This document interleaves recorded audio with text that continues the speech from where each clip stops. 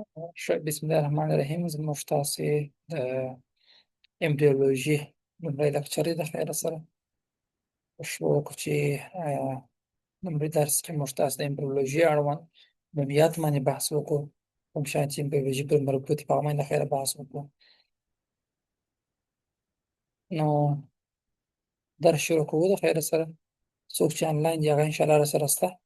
او کوم کسان چې نه دي آنلاین هغه به کولی شي وروسته ویډیو وګوري، مشکل نشته انشاءالله.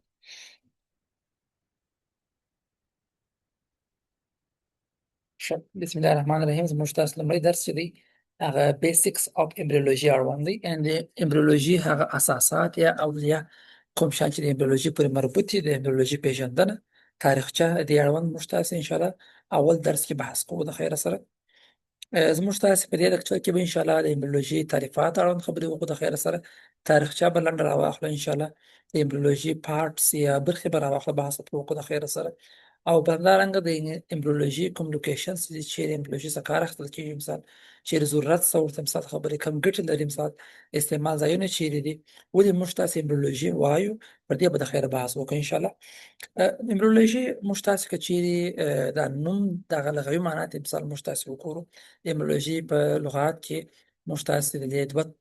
ټرمونه یا دوه لغتونه سره یو ځای شوي چې امبریو دی او بل هم لوژي دی. نو امبریو چې دی خپله ریشم ته ویل کېږي یا هغه جنین ته ویل کېږي، او لوژي چې د خپله موږ تاسې پوهېږو چې هغه علم ته ویل کېږي. د جنین علم که لنډ موږ تاسې ووایو، او که چیرې بیا راولاړ شو کې ښه واضح کړو، موږ تاسې امبریولوژي هغه علم ته ویل کېږي کوم وخت چې یوه حجره یعنې سپرم او اوم سره یو ځای سي، سنګل سیل یو سي حجره ځینې جوړه سي، نیمه حجره یا 23 کروموزومونه په سپرم کې دي، نیمه حجره یا 23 کروموزومونه په اوم کې دي، سره یو ځای سي سنګل سیل یا زایګوټ ځینې جوړېږي. دغه زایګوټ چې کوم وخت یې رشد کوي، مثال د خبرې وده کوي، فیټس تبدیلیږي، بیا وروسته ماشوم ته تبدیلیږي، مثال د خبرې ماشوم پیدا کېږي. دغه نه میاشتې چې مثال د خبرې دغه څومره دوره چې مثال د خبرې ماشوم د مور په رحم کې چې د اولې ورځ څخه جوړېږي، غټېږي، ژوند کوي، وده کوي، دغه ټوله مراحل چې کوم علم ته سړی لاندې نیسي هغه علم ته ویل کېږي امبریولوژي. دا موږ تاسې که چیرې په امانه اسلام باندې وایي دغه تشریح ده، او که چیرې لغوي موږ تاسې وایي امبریو خپله ریشم ته ویل کېږي او لوژي خپله علم ته ویل کېږي. امبریولوژي خپله موږ تاسې وایو چې دا د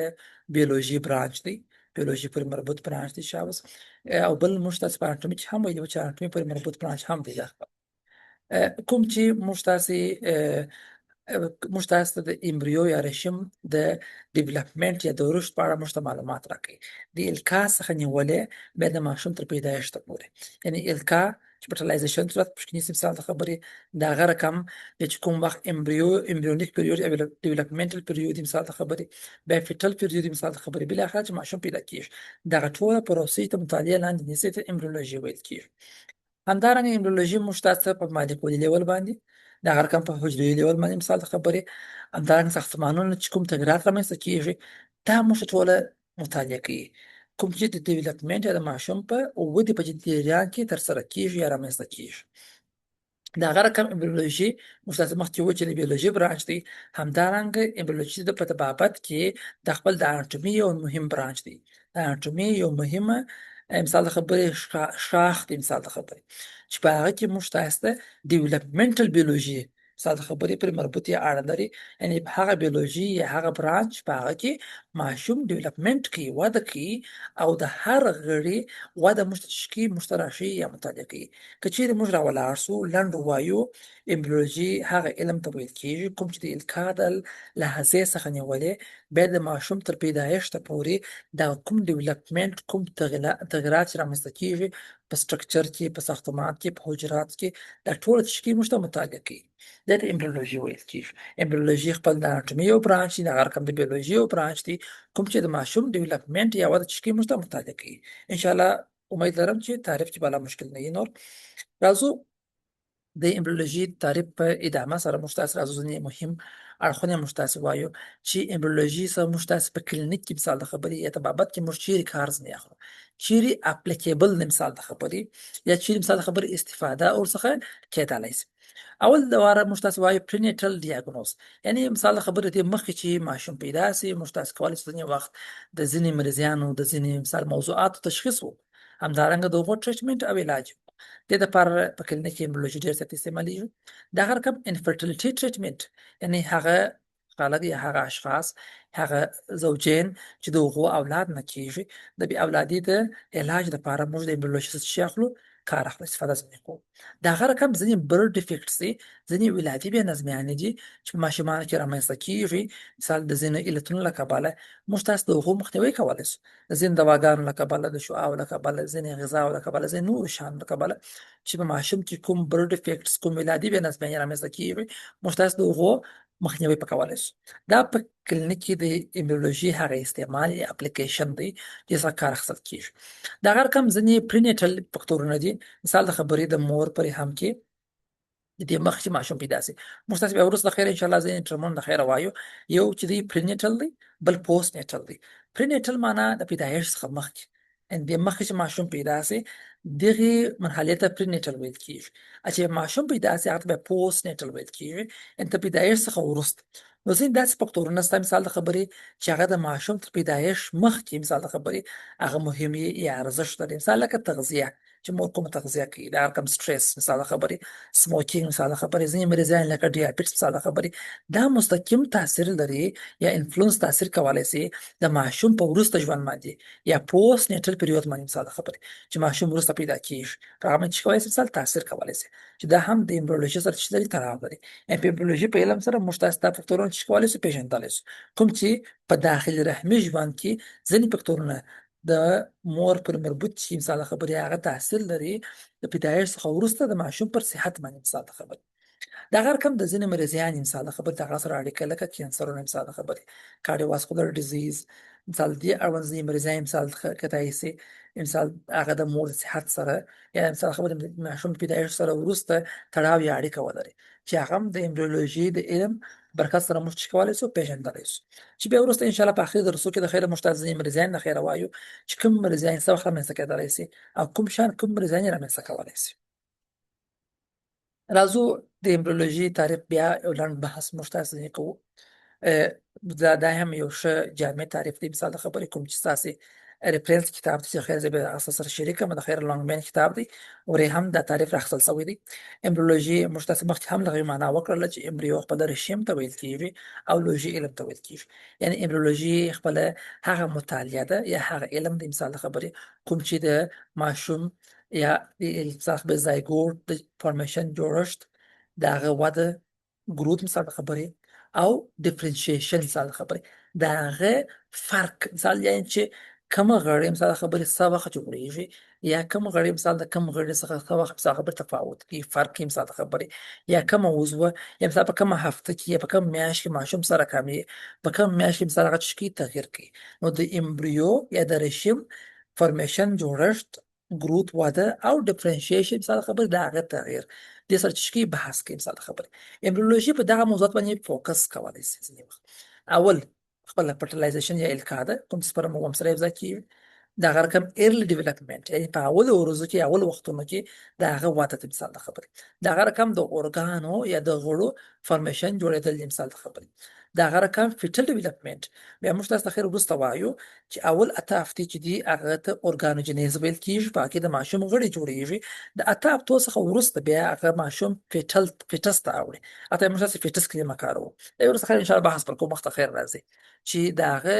ډیولپمنٹ یا رشد هم مشکو سیړو د خیر ان شاء الله موږ تاسو په داخلي رحمي ژوند کې چې مور د ماشوم د مور په رحم کې په دې وخت کې موږ تاسو ځینې مراحل لرو اول لکه امبریوجنیزس دا هغه اولین مرحله ده چې سپرم هم الکا صورت ونیسي یعنی د ویش شروع کې په دغه وخت کې امبریوجنیز مرحله ده شابه په دې کې رشم جوړیږي دغه مرحله تر 8 هفتو پورې چې مثال د خبرې په دې کې غړي پسې واده کوي، غړي جوړیږي، ماشوم ټول غړي د جوړېدو وړ ګرځي، دې ته بیا اورګانوجینیز مرحله هم ویل کیږي. معنا په دې چې مرحله کې د ماشوم غړي جوړیږي د اولي ورځ څخه نیولې بیا تر 8 هفتې پورې. دغه مرحله ته امبریوجینیز هم ویل کیږي، اورګانوجینیز هم ویل کیږي. یعنی امبریو یا ریشم ماشوم جوړیږي او دارنګه ماشوم غړي جوړیږي. او وروسته تر 9 هفتې، 9 هفتې څخه وروسته بیا کوم مرحله چې د هغې ته بیا فیټل پیریود ویل کیږي. ماشوم په دې وخت کې د فیټس په نامه یادېږي، دا مه هېروئ شابس. د 8 هفتو پورې ماشوم ته امبریو ویل کیږي. د 8 هفتو څخه وروسته یا د 9 هفتې څخه نیولې بیا تر پیدایښته پورې ماشوم ته بیا فیټس ویل کیږي. دا فیټل پیریود دی. دا پیریود مه هېروئ شابس، دا ډېر مهم دی په بیولوژي کې. د هغه رقم مخته ځو. موږ تاسو ته یو اصطلاح لرو چې دې ته ویل کیږي تیراتولوژي. تیراتولوژي هم لکه د امبریولوژي په رقم د دوو کلمو څخه اخیستل شوې ده. کلمه تیراتو خپله تیراتوجنس یا تیراتو معنا تهدید ته ویل کیږي. تهدید چې مثال یو شي ته یو خطر موجود وي، مثال خبرې یو شي ته مثال خبرې یو د خطر مثال خبرې تهدید لپاره یو موضوع موجود وي، مثال خبرې هغه تاوان رسوي. تیراتوجنس هغه عامل ته ویل کیږي چې هغه د مشکل رامنځته کوي. نو تیراتولوژي خپله موږ تاسو بیا د خیر سره ان شاء الله په وروستي درسو کې مکمل دې د خیر بحث کوو چې دا درس خیر په لرو ان شاء الله. تیراتولوژي خپله د ساينس هغه برخه ده یا هغه ساينس ته ویل کیږي کوم چې مثال د خبر داسې فکتورونه مطالعه کوي چې هغه انټرفیر معنی مداخله کوي، مزاحمت کوي په هغه د ماشوم په نارمل واده کې. د ماشوم نارمل واده تهدید لاندې راولي. مثلا هغه په هغه کې تغییر راولي، مثال خبرې هغه تهدیدوي، انټرفیر کوي. دغه ته دغه علم ته تیراتولوژي ویل کیږي. او هغه شان چې دې باعث ګرځي هغه ته بیا ویل کیږي تیراتوجنس ته ویل کیږي. صحیح دی؟ نو تیراتولوژي د لاندې زدونه زده کوي اوس چې هغه ساينس یا د ساينس هغه برخه یا هغه علم ته ویل کیږي چې هغه فکتورونه، هغه پروسې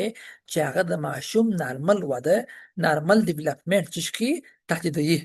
تهدید لاندې راولي، مثال خبرې تغییر لاندې راولي. صحیح سو تر څو ماشوم نارمل واده ونه کړي. دې ته تیراتولوژي دغه علم ته ویل کیږي. او هغه فکتورونه چې دا شان رامنځته کوي دې باعث ګرځي هغه ته تیراتوجنس ویل کیږي. د خیره بحث به کوو ان شاء الله. مثال دواګانې دي، مثال خبرې ځینې نور سټرس دي، ځینې غذایي مواد دي، مثال خبرې څه مثال اول د واره د منټل سټرس دی، د دماغي مثال خبرې فشار دي، مثال خبرې نیوټریشن تغذیه دي، مثال خبرې میډیسن، مثال دواګانې، مثال خبرې انوایرنمنټل فکتورونه، مثال ځینې مغز د محیطي فکتورونه دي، مثال خبرې چې هغه یا کېدای شي ایکسټرنل دي یا مثال کېدای شي انټرنل دي. مثال خبرې ایکسټرنل هغه خارجي فکتورونه دي چې د ماشوم څخه د باندې دي او ماشوم چې لري تاثیر لري. انټرنل بیا هغه داخلي فکتورونه دي لکه جنټیکي فکتورونه، سپرم یا وم پورې اړه لري، په داخلي جنټیکي جوړښت پورې اړه لري. مثال انزایماتیک په انزایمونو پورې اړه لري، یا سیګنل مثال په ځینې موادو پورې اړه لري، مثال خبرې یا په ځینې مالیکول لیول په ځینې موادو پورې چې اړه لري. یا مثال خبرې فزیکل انجوریان دي، ځینې فزیکي ټراماګان دي، مثال ټکر یې غوځارېدل بل دي. ځینې کیمیکل انجوریان دي، مثال کومي مواد دي، تیزابونه، مثال خبرې شراب استعمال، داسې نور شیان مثال خبرې. یا هورمونل فکتورونه، ځینې وخت هورموني تغیرات، هورموني فکتورونه مثال خبرې کوي چې تاثیرات ورکوي، ځینې هورموني دواګانې استعمالول دي، مثال خبرې. دا هر کوم اخري راډیشن یا شعاع دي، مثال خبرې ایکس رې شعاع دي، الکترومغنیټیک شعاع دي، یا اټومي شعاعګانې دي. مثال دا ټول شان کولای شي ځینې وخت د ماشوم نارمل وده چې تهدید کې د مشکل لاندې راولي. چې دغه علم چې دغه موضوعات څېړي هغه ته بیا ویل کیږي تیراتولوژي. صحیح دی؟ او دغه فکتورات ویل کیږي تیراتوجنس چې په دې باندې د خیره په آینده درسو کې بیا بحث کوو ان شاء الله. اوس ما از عمومیات موږ تاسې وایو مخته ځو.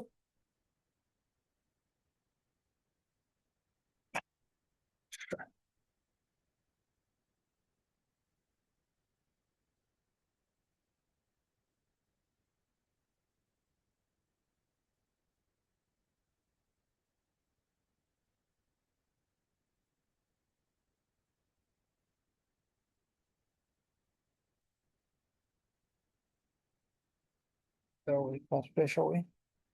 تاسو شو کوئ سلاید دلته نه اورئ.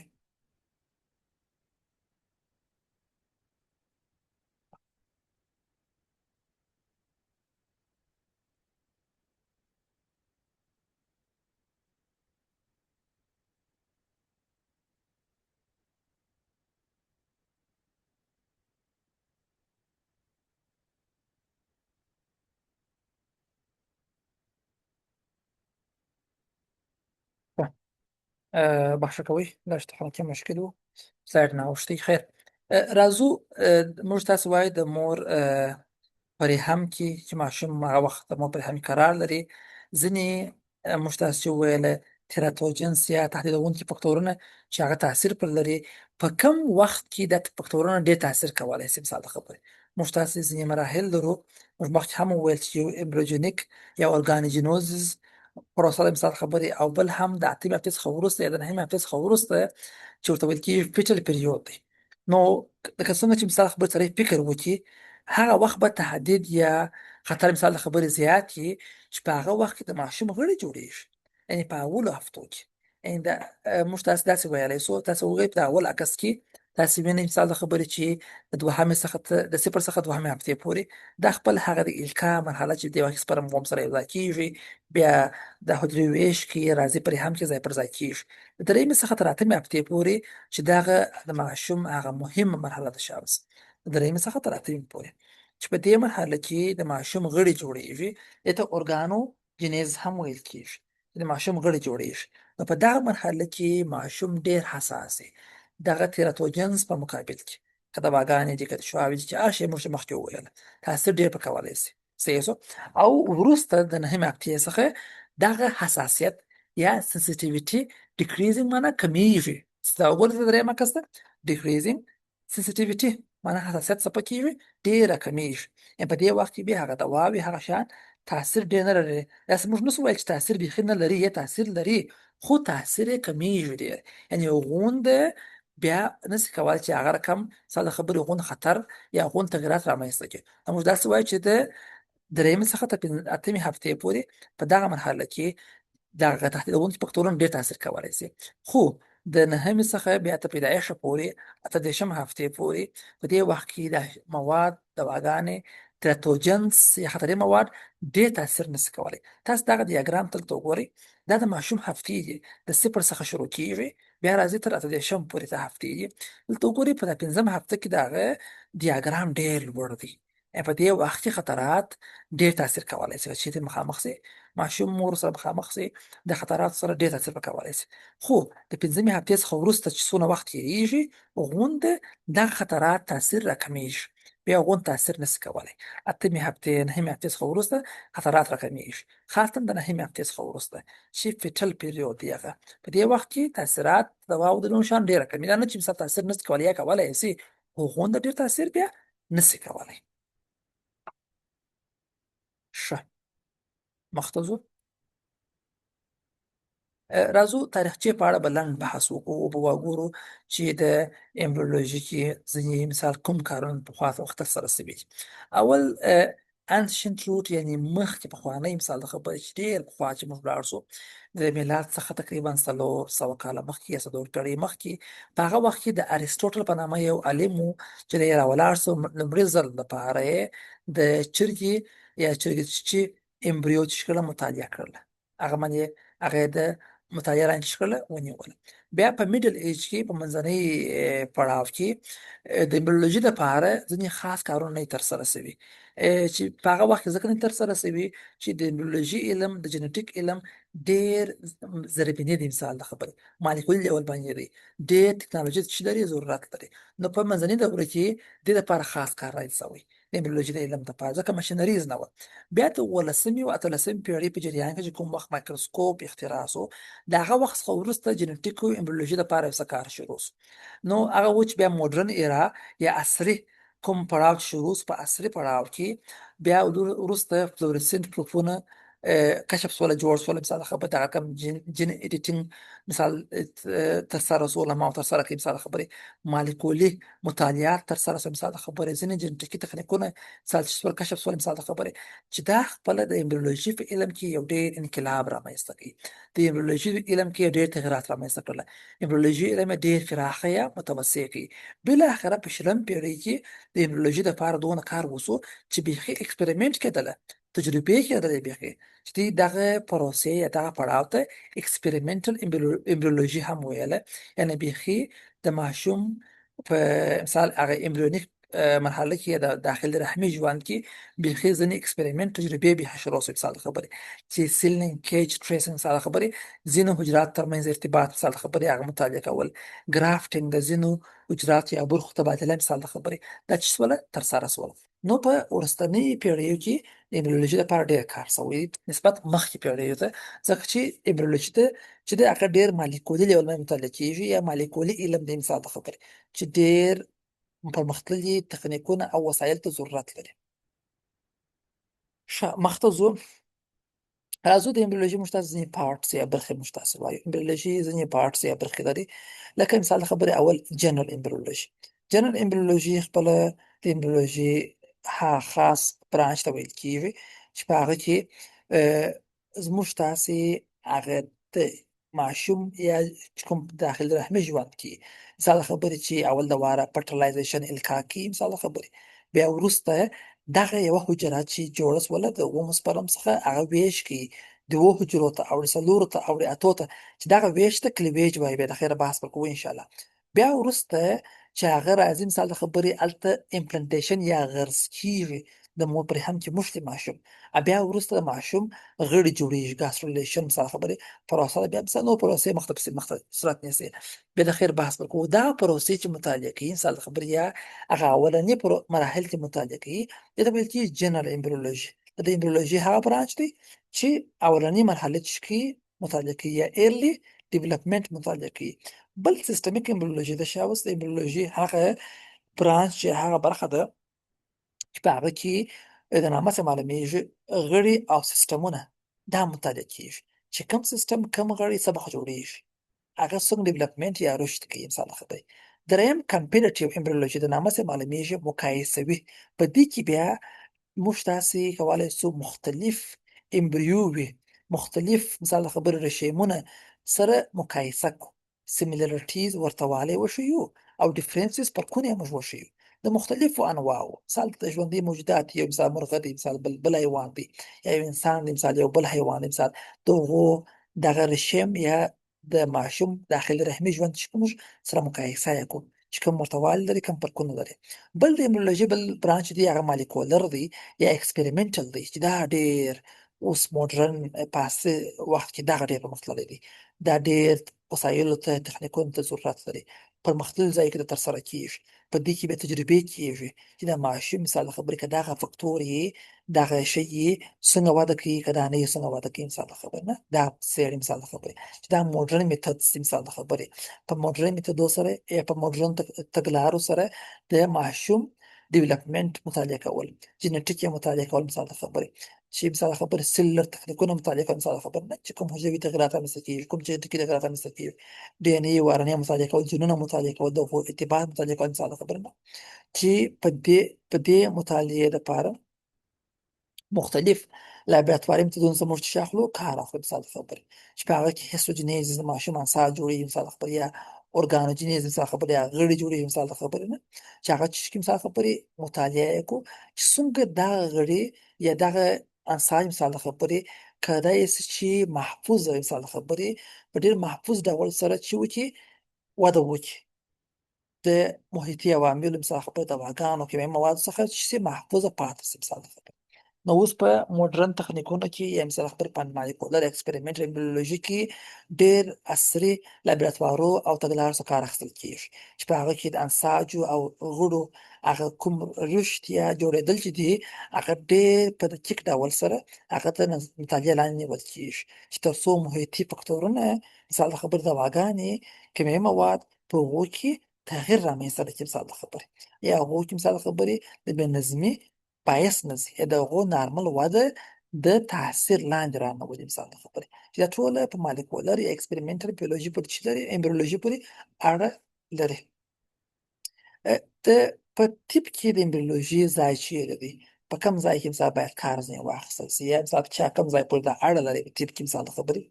امبریولوژي ټیپ مخکې هم موږ تاسو ویله دا عموما د اناټومي تر عنوان لاندې مطالعه کیږي په اناټومي کې که تاسو چې د اناټومي درسونه موږ سره کتلي د اناټومي ویډیوګانې هم شته په اول درسو کې موږ تاسو ویلي وو چې اناټومي خپل برانچونه لري لکه مایکروسکوپیک و ماکروسکوپیک و ډیولپمنټل و او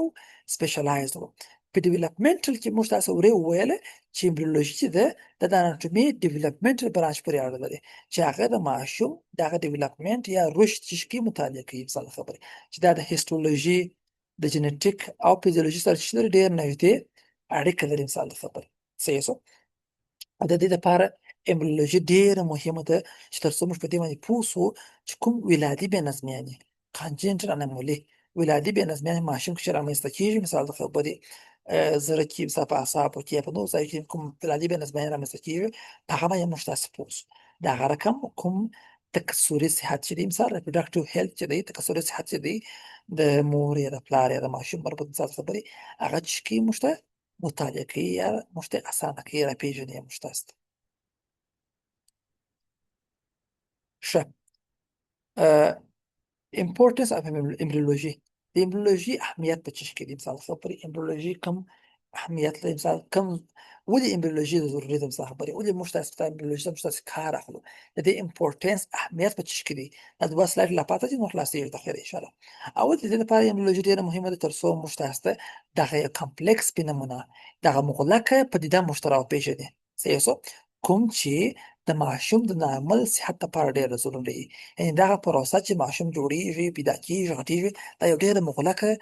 پدیده ده مثال خبرې یا پروسه ده مثال خبرې د دغه نارمل ودې لپاره امبریولوژي ډیره مهمه چې باید موږ تاسو ته په پوه د هغه رقم ځینې وخت په داخلي رحمي ژوند کې ماشوم جوړیږي ډیولپمنٹ کې په دې وخت کې ځینې کریټیکل پیریودونه دي کریټیکل پیریود په دې معنا دی معنا ځینې اساسي یا جدي مثال خبرې مراحل چې د ماشوم لپاره دغه صحت لپاره دغه ډیولپمنٹ یا رشد لپاره ځینې پیریودونه ځینې مراحل ډېر شي حساس دي د دې پیژندل لپاره هم دا علم ډېر مهم دی بل when او why چې کله او ولې ځینې دواګانې باید استعمال سي او یا نسي استعمال shouldn't be given باید استعمال نسي دې لپاره هم امبریولوژي مهمه ده په اخر درس کې موږ تاسو به د خیر ځین درس ته خیر درو دې موږ ته خیر بحث وکړو وایي چې دا دواګانې باید استعمال نسي هغه ماشوم لپاره چې تهدیدونکي دي مثال خبرې د هغه رقم د موډ او همدارنګه د ماشوم هغه واده مثال خبرې هغه ارزیابي کول مثال خبرې مطالعه کول کتل د دې لپاره هم امبریولوژي چې ډیره مهمه ده د هغه رقم د ماشوم واده د هغه صحتمند واده مثال خبرې چې آیا هغه صحتمند واده لري او که یا دغه واده تهدید او سټرس لاندې ده د دغه لپاره هم امبریولوژي چې موږ تاسو لپاره ډیره مهمه ده صحیح دی د هغه رقم ځینې مطالعات یا معایناتونه دي لکه مثال الټراساوند مثال خبرې ځینې نور انویسټیګیشنونه یا مطالعات مثال خبرې چې دا ډېر زیات مهم دي چې هغه تر څو موږ ته د ماشوم هغه نارمل وده چې موږ ته اندازه کړي چې دغه پوهېدل لپاره امبریولوژي ډېره مهمه ده که څوک الټراساوند مطالعه کوي مثال خبرې ماشوم ګوري چې نارمل دي که اب نارمل دي د ده اول باید امبریولوژي زده کړي باید یو ډاکټر وي امبریولوژي ویلي نارمل ماشوم باید وپېژني چې هغه څنګه جوړښت لري بیا دې کولای شي چې مریض وپېژني مثال خبرې هغه چې اندازه کې مثال په دې پوه سي چې په کومه هفته کې ماشوم څونه وده کړې ده باید وکړي چې دا لپاره امبریولوژي علم ډېر مهم دی ډېر اهمیت لري د لپاره دغه رقم ځینې تخنیکونه دي مثال دي ځینې تګلارې دي مثال خبرې چې نوي تخنیکونه البته مثال خبرې چې هغه مخکې هم ویله چې په پرینیټل یو پوسټ نیټل او پرینیټل چې د مور په رحم کې د ماشوم کوم حالت چې دی هغه ته مساسي پرینیټل وایي چې ماشوم پیدا شوی لا نه وي د مور په رحم کې په دغه وخت کې د ځینې مریضیانو د ځینې کانجنټل انامولي ولادي بې نظمي زړه یا سوري عصبي مشکل ولري بل ولري د دغه چې مریضان چې رامنځته کېږي دغو تشخیص لپاره امبریولوژي او نوي تخنیکونه ډېر مهم دي صحیح سو د هر کوم ځینې میکانیزمونه ډېر مهم دي چې هغه د ماشوم د برډ ډیفیکټس یا د ماشوم مثال ولادي بې نظمیان چې ماشوم کې رامنځته کېږي د هغه مخه ونیسي مثال خبرې د هر کوم ځینې مریضان دي چې اوس موږ تاسو کولی شو د امبریولوژي په علم په برکت سره هغه د مور پر رحم کې چې کوم موږ تاسو تداوی وکړو هغه ټریټمنټ یې موږ تاسو وکړو مثال خبرې د هغه کوم ځینې جراحي عملیاتونه کېږي د مور پر رحم کې د ماشوم ځینې جراحي عملیاتونه کېږي چې دا په کلینیکل امبریولوژي پورې ډېر مربوط دي مثال خبرې دې لپاره امبریولوژي ډېره مهمه ده د هغه رقم دې لپاره چې موږ د ماشوم یا داخل رحمي ژوند کې د ماشوم چې د مور په نس کې د هغه مورټلیټي او موربیډیټي یعنی مورټلیټي مرګونه مثال خبرې موربیډیټي مایوبیتونه مثال خبرې یعنی مرګ او میر چې شکو موږ راکمې کړو ډېر مرضیانو مرګونو او معیوبیتونو مخه ونیسو موږ تاسې د هغه رقم که لنډ ووایو یا ټول خلاصه موږ تاسو ووایو د ماشوم د صحتمندې ودې دپاره صحتمنده وده وکړي دې دپاره امبریولوژي ډېره زیاته مهمه ده او ډېر زیات اهمیت لري چې باید هغه د یو ډاکټر په صفت باندې موږ تاسو شي هغه زده شي نو دا اوس موږ تاسې اول د امبریولوژي لیکچر اول درس دا یو چې تاسې د درس څخه ګټه اخیستې یو شی مو ځینې زده کړي نو تاسو خلاص زه ویډیو بندوم وروسته کولی شئ تاسې کوم پوښتنه سوال لرئ په ګروپ کې وکړئ انشاءالله مشکل نشته خیلی سلام دوست. منم